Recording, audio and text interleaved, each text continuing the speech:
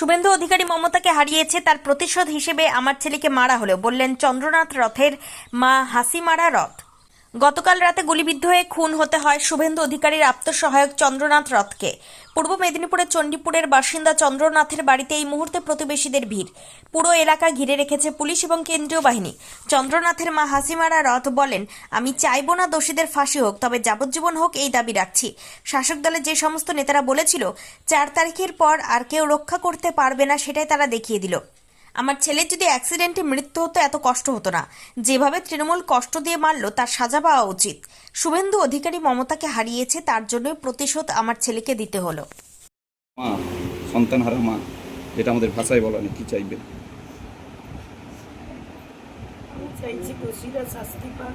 কি শাস্তি চাইছেন? আমি একজন মা, আমি চাইবো না তাদের ফাঁসি হোক, কিন্তু যাবজ্জীবন কারাদণ্ড চাইছি।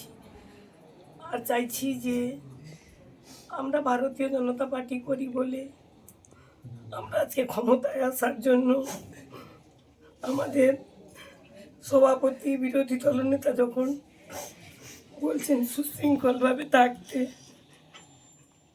তখন শাসক দলের যারা গরম গরম বক্তব্য দিয়েছিল যে 4 তারিখের পরে দিল্লির কোনো ভাব রক্ষা করতে পারবে না, সেটাই তারা দেখিয়ে দিল। আমি আজকে নতুন সরকার যে গঠন করবে তার কাছে ওটা নেব যে আমার ছেলের এই মৃত্যুর জন্য শাস্তিটুকু হয়। আমার ছেলে যদি অ্যাক্সিডেন্টে কোনো অঘটন ঘটতো, আমার মনে হয় এত কষ্ট হতো না। তাকে যেভাবে কষ্ট দিয়ে এতটাইরা মারলো, পুরো তৃণমূলেরই সাজানো গল্প। কি কারণে মৃত্যু হতে পারে বলে আপনি মনে করছেন মা হিসাবে?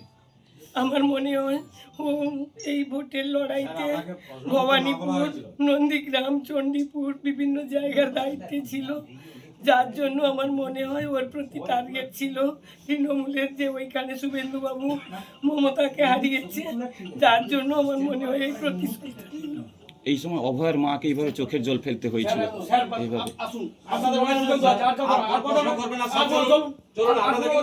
আপনার পরিবারের কোনো সদস্য কি নেশা বা দীর্ঘদিন ধরে মানসিক রোগের মতো সমস্যায় ভুগছেন?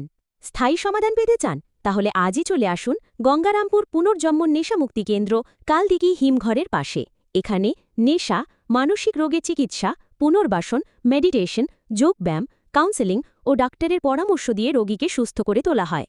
আপনার প্রিয়জনকে সঠিক পথে ফিরিয়ে আনতে সর্বদা পাশে আছে গঙ্গারামপুর পুনর্জন্ম ডি অ্যাডিকশন সেন্টার এবং চ্যারিটেবল ট্রাস্ট। আমাদের ঠিকানা দক্ষিণ দিনাজপুর, গঙ্গারামপুর, কালদিঘি হিমঘরের পাশে। যোগাযোগ 8670149220।